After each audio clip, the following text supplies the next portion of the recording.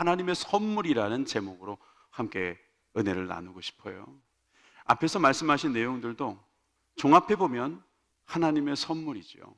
그 선물 이야기가 바로 성경에 나와 있습니다. 성경에 나와 있는 말씀 먼저 좀 읽을게요. 여러분, 여기가 교회잖아요. 그러니까 교회에서 오면 읽는 책이 바로 성경입니다. 여러분 성경 없으시죠? 그래서 스크린을 보시면 잘 나올 겁니다. 요한복음 4장 7절에서 10절 말씀 제가 읽겠습니다. 사마리아 여자 한 사람이 물을 기르러 왔음에 예수께서 물을 좀 달라 하시니 이는 제자들이 먹을 것을 사러 그 동네에 들어갔음이로라. 사마리아 여자가 이르되 당신은 유대인으로서 어찌하여 사마리아 여자인 나에게 물을 달라 하나이까 하니 이는 유대인이 사마리아인과 상종하지 아니함이로라. 예수께서 대답하여 이르시되 내가 만일 하나님의 선물과 또 내게 물 좀 달라 하는 이가 누구인 줄 알았더라면 내가 그에게 구하였을 것이요 그가 생수를 내게 주었으리라. 앞에서 하신 말씀은 이제 간증이었다면 저는 오늘은 저도 간증이 있지만 좀 생략하고 이 간증을 하신 것에 대한 성경의 원리를 아주 간단하게 설명해 드리도록 하겠습니다. 왜 이런 일들이 일어났는가? 그렇게 보시면 되겠죠.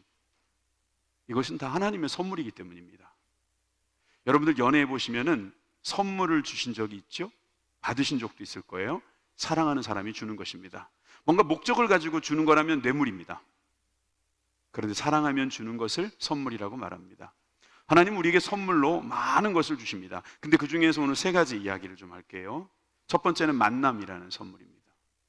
이 만남이라고 하는 선물 예수님께서 누구에게 주셨냐? 오늘 본문에 보니까 사마리아에 살고 있는 한 여인에게 물 좀 달라고 먼저 말씀하시면서 말을 걸어오신 거였어요. 그러면 예수님이 선물을 받으신 거 아닙니까? 이렇게 말씀하시겠죠? 근데 저 내용도 아주 이례적인 것이었어요. 여러분, 사마리아 사람들은 유대인들하고 서로 상종하지 않습니다. 그런데 예수님은 유대인이거든요. 그런데 사마리아 여인에게 접근해서 매우 이례적으로, 사실 오늘도 굉장히 이례적이지 않습니까? 오늘 평상시 다른 일요일하고는 좀 다르게 지금 계시는데, 여러분 이런 이례적인 만남을 통해서 예수님은 접촉점을 찾으시는 거예요. 물 좀 달라고요. 그 여인은 지금 목이 말라서 물을 기르러 왔는데 예수님께서 목이 마르신 것처럼 물을 달라고 이야기를 하시는 거예요. 예수님께 물을 주셨겠죠. 대화를 계속하다가 예수님께서 이런 말씀을 하시는 겁니다. 요한복음 4장 10절에 보니까 예수께서 대답하여 이르시되 내가 만일 하나님의 선물과 또 내게 물 좀 달라 하는 이가 누구인 줄 알았더라면 내가 그에게 구하였을 것이요 그가 생수를 내게 주었으리라. 여러분 좀 복잡하지요? 간단하게 말씀드리죠. 하나님의 선물 그리고 생수, 이거 내가 줄 수 있다 이거예요. 예수님께서는 우리에게 주실 수 있다고 말씀하십니다. 그런 거 있으면 저 좀 받겠습니다 라고 하는 이 여인 앞에 주님은 뭐라고 말씀하시냐면은 내 남편을 불러오라는 거예요. 이것도 매우 이례적이죠. 아니 하필이면 다른 말도 아니고 내 남편을 데려오라. 이건 약점이었습니다. 그 여인은 벌써 5번을 결혼했고, 사실 결혼을 했는지 동거했는지 모르겠어요. 5번이나 남편이 지나갔고 이제 6번째 남편이 있는데 남편 없잖아요. 그 사람도 남편이 제대로 아닌 거였어요. 여러분 이렇게 사실 자신의 인생을 어떻게 보면 한마디로 말해줄 수 있는 내 남편을 데려오라. 여러분 이 말이 바로 하나님께서 우리들에게 걸어오시는 말씀일 거예요. 우리의 약점, 우리들의 문제, 우리들이 참 아파하는 것, 이런 것들이 바로 주님께서 건드리시는 부분이에요. 주님께서 왜 이러실까요? 예수님께서는 하나님께서는 우리들의 죄를 알고 계시기 때문입니다. 이게 죄라고 하는 이 문제 때문에 많은 사람들이 참 힘들어하죠. 나는 죄를 안 지었어요. 그렇게 생각하실 수 있어요. 그런데 다른 사람이 지은 죄 때문에 우리는 계속해서 죄를 짓는 거예요. 죄가 반복이 됩니다. 죄가 더 커집니다. 여러분 생각해 보세요. 이렇게 좋은 세상인데 죄는 점점점 늘어나면 늘어났지 줄어들질 않아요. 더 편리해졌잖아요. 더 먹고 살만하잖아요. 그런데 더 힘든 거예요. 남자가 5명이나 있었으면 그 중에 좋은 사람이 있었을 거 아닙니까? 그런데 6번째 남편을 맞을 수밖에 없었던 거예요. 오스카 와일드라는 사람이 이런 말을 했어요. 이 세상에는 2가지 비극이 있다는 겁니다. 하나는 원하는 것을 얻지 못하는 비극이죠. 예, 그런 비극 많습니다. 그런데 다른 하나는 원하는 것을 얻는 비극이에요. 왜 이게 비극입니까? 나중에 알고 보니까 대개는 실망하게 되더라는 거예요. 가졌는데 가져보니까 그게 실망스러운 거예요. 알고 보니까 별거 아니라는 거죠. 이런 실망이 있을 때 많은 사람들은 이게 왜 이러지? 라고 생각할지 몰라요. 그런데 여러분, 그것만 아시면 좋을 것 같아요. 죄가 그렇게 만드는 것입니다. 죄가 우리로 하여금 아무리 가지고 있어도 그것에 대해서 계속 목마르게 만들고, 그것 때문에 더 힘들게 만드는 거예요. 가지면 더 갖고 싶은 거예요. 실망하면서도 또 어디서 더 얻을까? 그래서 철학을 찾고 종교를 찾고 여러 가지 자기가 취미 생활도 하고 또 과욕도 부리게 되는 거죠. 이게 영적인 문제라고 할 수 있죠. 자, 그래서 하나님은 우리들에게 이렇게 말씀하십니다. 모든 사람이 죄를 범하였음에 하나님의 영광에 이르지 못한다고요. 그런데 여러분, 좋은 소식이 있습니다. 하나님은 우리가 죄 때문에 문제가 있다는 것을 아시고 우리에게 독생자를 주셨다고 해요. 하나님께서 세상을 이처럼 사랑하셨다는 거, 독생자 예수님을 십자가에 못 박이셨다는 거예요. 그래서 우리를 어떻게 만드셨냐면 멸망하지 않고 영생을 얻게 하려 하셨다는 거예요. 이것이 바로 주님께서 우리에게 주신 첫 번째 선물입니다. 만남. 여러분들도 오늘 주님을 만날 수 있기를 바랍니다. 이 원리를 말씀드렸고, 두 번째는 변화입니다. 예수님을 믿으면 크게 변화가 일어납니다. 앞에서 간증하신 분들이 공통적으로 있는 게 마음의 평안함을 얻은 거예요. 여러분들, 마음의 평안함은 수고하고 무거운 짐을 벗었을 때 나오는 현상이죠. 수고하고 무거운 짐진 자들아 다 내게로 오라, 내가 너희를 쉬게 하리라. 여러분, 고생 많으셨어요. 오늘 오셔서 여러분 쉬고 가십시오. 그리고 그 마음의 쉼이 계속해서 우리 주님으로부터 말미암아 온다는 사실을 믿으시기 바랍니다.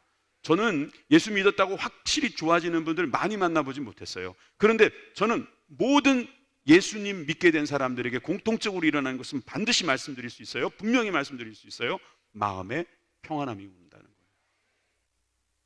여러분, 요즘에 우울증 환자가 얼마나 많은지 몰라요. 여러분, 너무 많은 사람들이 우울증에 빠져 있는데 예수님 믿고 우울증 치료되신 분들이 얼마나 많은지 모릅니다. 또 두 번째, 삶의 꼬임 문제가 해결됩니다. 요한일서 3장 8절에 보면은 하나님의 아들이 나타나신 것, 즉 예수님이 이 땅에 오신 것은 마귀의 일을 멸하려 하신다는 거예요. 여러분, 우리를 방해하는 세력이 있다는 거예요. 보이지 않는 세력, 그것이 바로 마귀라고 하는 것입니다. 우리는 하나님을 믿는 사람이잖아요. 하나님을 믿는 사람은 또 무엇을 믿냐면 하나님을 대적하는 마귀가 있다는 것도 믿어요. 그래서 마귀와 싸울 수 있는 힘이 생기는 거죠. 근데 예수님은 하나님의 아들입니다. 하나님이십니다. 근데 어떻게 하나님을 마귀가 이기겠습니까? 그래서 우리는 마귀를 예수님의 이름으로 이길 수가 있습니다.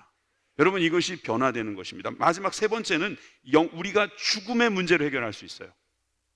여러분, 지금도 죽어가고 있어요. 많은 사람들이 하루에 820명이 평균적으로 죽어가는데, 여러분, 이 많은 죽음 앞에서 우리는 평안할 수 있고 자유할 수 있고 우리는 그것을 통해서 하나님을 만날 수가 있는 것입니다. 요한복음 5장 24절에 보니까 내가 진실로 진실로 너희에게 이르노니 내 말을 듣고 또 나 보내신 이를 믿는 자는 영생을 얻었고 심판에 이르지 아니하나니 사망에서 생명으로 옮겼느니라.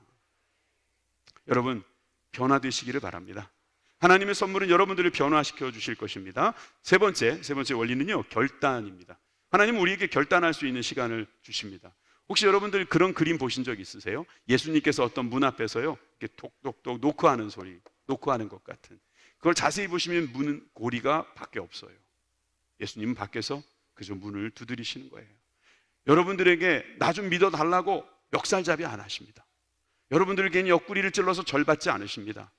여러분, 아까 우리 정선희 집사님 말씀하신 것처럼요, 그냥 가까운 교회 가셔도 돼요. 오늘 저는 여러분들의 리스트를 가지고 정말 끝까지 쫓아다니는 그런 스토커가 아닙니다. 저희들은 여러분들 오늘 초청하면 하나님께서 이제 여러분들 책임져 주시리라 생각하고 모신 겁니다. 그러니 여러분 마음 놓으시고 오늘 한번 하나님 앞에서 1대1로 한번 면담하십시오. 주님께서 이렇게 말씀하시더라고요. 볼지어다 내가 문 밖에 서서 두드리노니 누구든지 내 음성을 듣고 문을 열면 내가 들어가서 내가 그로 더불어 먹고 그는 나와 더불어 먹으리라. 여러분, 주님께서 기다리십니다. 여러분들이 문을 열기를 기다리십니다. 여러분, 이럴 때 여러분 열어주십시오. 오늘 제목이 선물이라고 했죠. 선물을 여러분들 것으로 만드는 방법은 한 가지입니다. 그냥 받으시면 되는 거예요. 그걸 영접이라고도 말할 수 있죠. 영접하는 자, 곧 그 이름을 믿는 자들에게는 하나님의 자녀가 되는 권세를 주셨다고 했어요.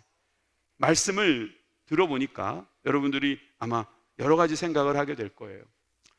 야, 이거 뭐 사람들 모아놓고 잔치한다고 했는데 그냥 말만 무성하구나. 그런데 저는 이 분의 이야기를 하고 마칠게요. 칼 힐티라는 분이 계시는데요. 이분이 법학자면서 철학자예요. 원래 크리스찬은 아니었어요. 그런데 이분이 행복론이라는 책을 쓰다가 여러분 이런 글을 남겼습니다. 인생 최대 행복은 하나님 곁 가까이에 있는 일이다. 여러분 누구랑 옆에 있는지에 따라 행복이 달라지는 거죠. 여러분 누구랑 같이 계세요? 물론 보이는 분들도 계시지만 보이지 않는 하나님께서 여러분들과 가까이 계신다. 여러분 그것은 여러분들이 선물로 받았을 때, 영접했을 때 일어날 수 있는 일입니다. 전 그래서 여러분들에게 오늘 한번 눈을 감으시라는 부탁을 드리겠습니다. 한번 다 같이 눈을 한번 감아 주시겠습니다.